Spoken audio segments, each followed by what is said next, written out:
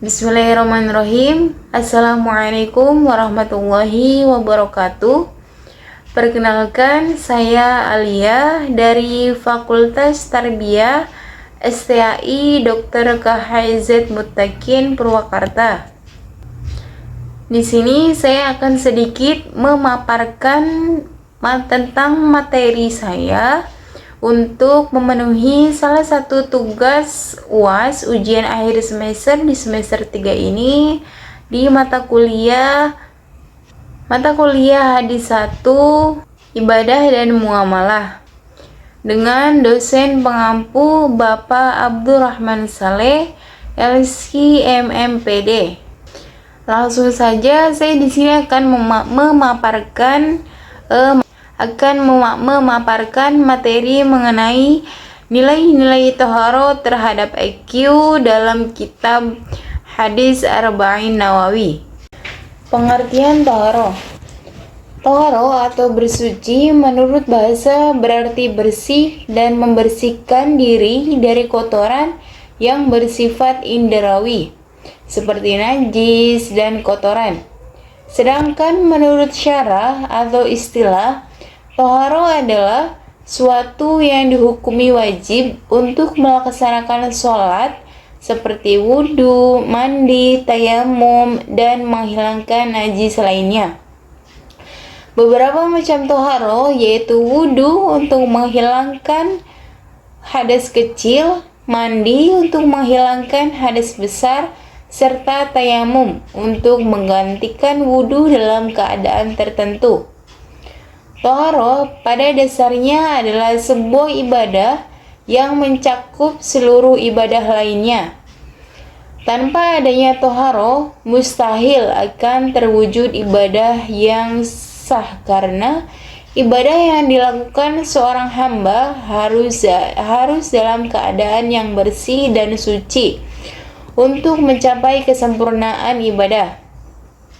Toharo menurut bahasa berarti bersuci, menurut syara atau istilah adalah membersihkan diri, pakaian, tempat, dan benda-benda lain dari najis dan hadas menurut cara-cara yang telah ditentukan oleh syariat Islam.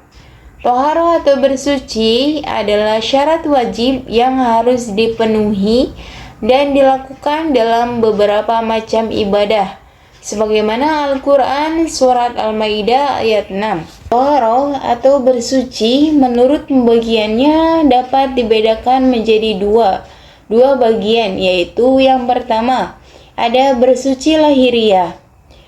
Yang bersifat lahiriah adalah membersihkan diri, tempat tinggal, lingkungan dari segala bentuk kotoran, hadas, dan najis.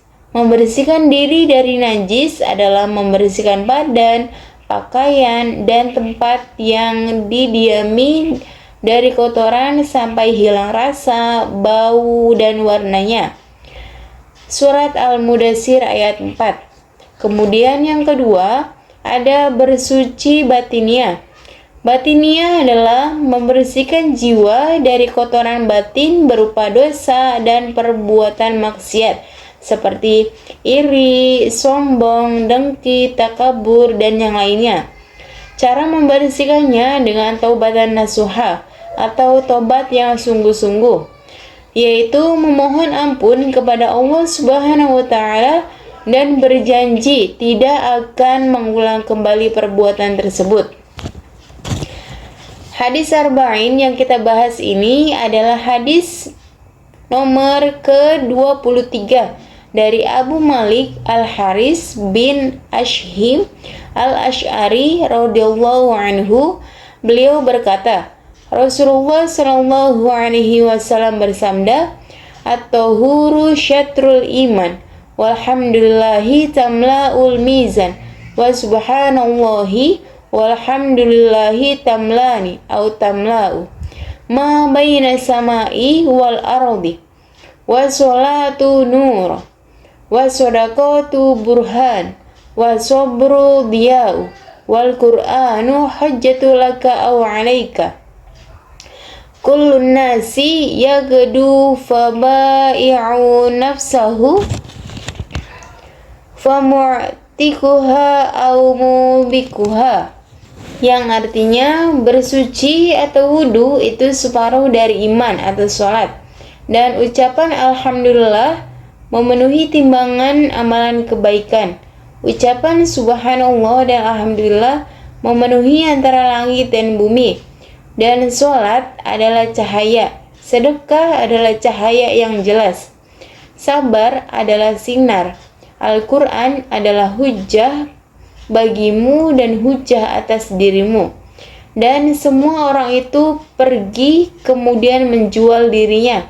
Sebagian dari mereka membebaskannya dan sebagian dari mereka justru malah membinasakannya. Hadis riwayat Muslim. Para ulama menjelaskan makna bersuci separuh iman dalam hadis ini ada dua, yaitu tetap merujuk pada iman. Yang kedua, kata iman berdiri berarti sholat. Makna pertama, bersuci itu separuh dari iman. Maksudnya, mensucikan diri dari berbagai maksiat kepada Allah, mensucikan diri dengan banyak beribadah dan taat kepada Allah Subhanahu wa Ta'ala. Dengan begitu, maka pahala suci merupakan sebagian dari pahala iman. Makna kedua, bersuci itu separuh dari iman. Maksudnya adalah bersuci atau berwudu itu separuh dari sholat. Kata iman di sini adalah sholat, sebagaimana firman Allah Subhanahu wa Ta'ala, "Wa ma kana Allahu liyudhi'a imanakum", yang artinya, dan Allah tidak akan menyia-nyiakan iman atau sholat kalian. Al-Baqarah ayat 143. Dalam riwayat At-Tirmidzi, al-wudu'u syatrul iman, yang artinya wudu itu adalah separuh dari iman, yakni separuh dari sholat. Hadis riwayat At-Tirmidzi. Dalam riwayat Ibnu Majah,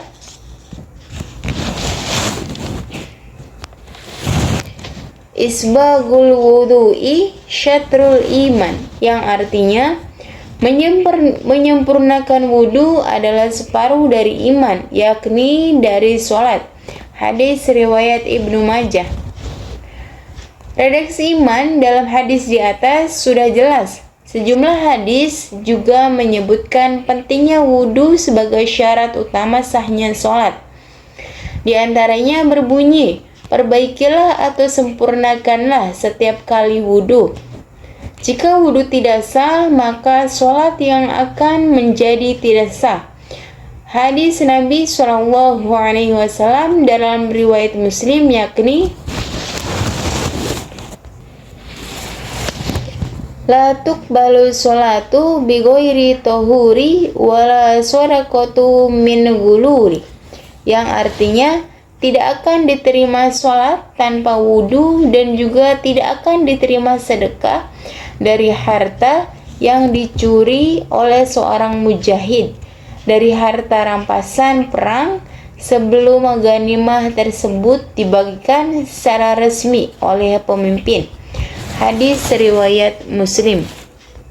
Wudu atau taharoh bersuci adalah syarat sahnya sholat dan menjadi bagian dari sholat. Karena itu, hendaklah setiap muslim memperhatikan wudunya sebelum sholat. Misalnya, syarat sah wudu harus dipelajari dengan benar, dan apa saja yang harus dilakukan saat berwudu. Pada intinya, wudu itu tidak sekedar membersihkan diri secara fisik, tetapi wudu juga membersihkan jiwa. Dalam kitab Ta'lim Muta'alim bi Thariqatut Ta'allum, Syekh Az-Zarnuji menjelaskan bahwa memulakan ilmu termasuk berwudu sebelum menuntut ilmu, seperti dengan memuliakan kitab atau Al-Quran, tidak mengambil buku kecuali dia bersih atau telah berwudu. Karena itu, seorang murid harus mencuci tangan sebelum belajar. Syekh Az-Zarnuji juga menceritakan kisah para ulama sebelumnya yang mengikuti jalan ini.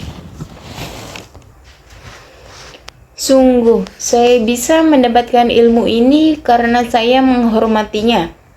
Demikian kutipan dari Syekh Syamsul Aima Al-Hulwani rahimahullah. Lembaran buku yang ingin saya pelajari tidak akan saya buka tanpa bersuci terlebih dahulu. Belajar di luar keadaan suci, dia bahkan sakit perut pada suatu malam ketika dia murojaah atau mengulang, karena dia ingin murojaah menjadi suci dan berwudu. Dia bahkan bolak-balik 17 kali malam itu. Akibatnya ilmu dan wudu menjadi ringan. Maka dengan berwudu akan tumbuh cahaya ilmu. Saya berharap kalian dapat mengamalkannya melalui istiqomah, yaitu belajar atau mempelajari suatu ilmu sambil bersuci atau berwudu. Ternyata berwudu memiliki sejumlah dampak positif dalam kehidupan sehari-hari, selain sebagai syarat sholat dan ibadah lainnya.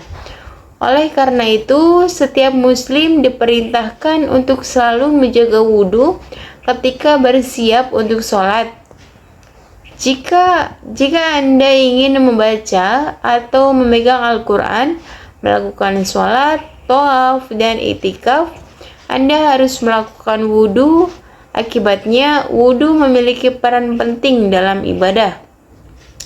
Metode wudu menentukan sah atau tidaknya suatu ibadah.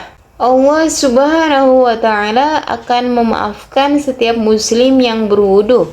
Derajat seorang juga dapat ditingkatkan dengan melakukan wudu, dan mereka akan selalu mendapatkan kesabaran ketika menghadapi situasi yang tidak menyenangkan.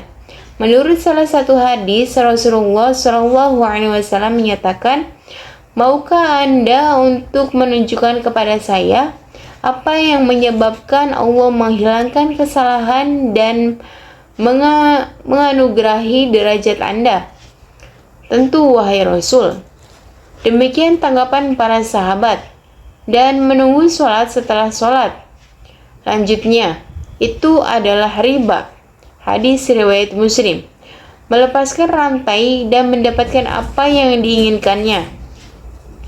Rasulullah SAW pernah bersabda bahwa ketika orang tidur, mereka diikat dengan rantai. Namun, semua keinginan orang itu akan terpenuhi jika dia bangun dan melakukan wudu. Menurut hadis tersebut, yang artinya, dua laki-laki dari umatku, salah satunya bangun di malam hari dan membawa dirinya untuk mensucikan dirinya, sementara dia dibelenggu oleh sejumlah sah belenggu. Lalu dia berwudu. Satu belenggu dilepaskan saat dia mencuci tangannya. Belenggu lainnya terlepas saat wudu membasuh wajahnya.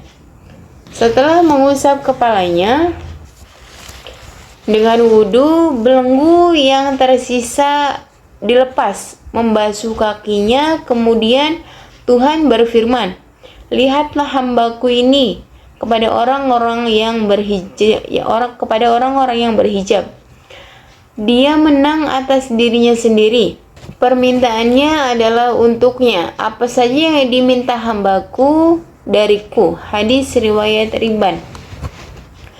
Wajah akan tampak berseri-seri yang merupakan keunggulan lain dari wudu.